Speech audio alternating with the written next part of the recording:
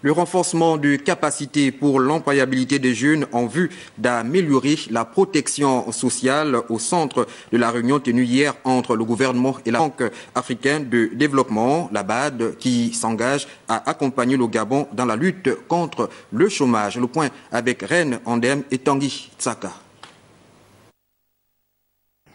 Tout part d'un constat, l'inadéquation formation-emploi.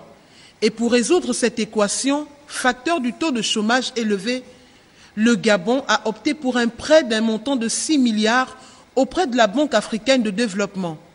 La présentation des différents membres du comité du pilotage, la présentation du projet, la présentation et la validation du plan de travail annuel budgétisé, PTAB et les divers. Sachant que les résultats de nos travaux auront un impact significatif sur la conduite du projet, je déclare ouverte la première réunion du comité de pilotage.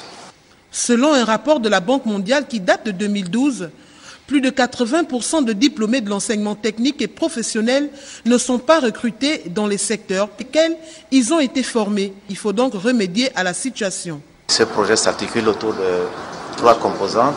Une composante pour le développement de l'employabilité des jeunes qui va s'occuper de travaux de réhabilitation, des travaux d'équipement, de rénovation de nos établissements, qui va faire également la formation des formateurs.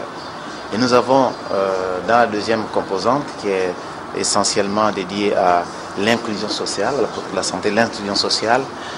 Cette composante va s'intéresser à réhabiliter 3 établissements de santé. Il y a l'IMFAS du côté du ministère de la Santé, il y a 2 écoles de santé à Mouila et qui se trouvent respectivement à Mouila et à Makoko, qui vont être équipés, réhabilités et qui va recevoir aussi la formation des formateurs.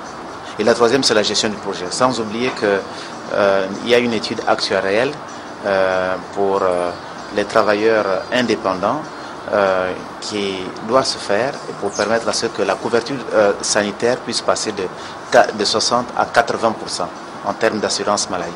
Le chômage affecte les jeunes les plus actifs.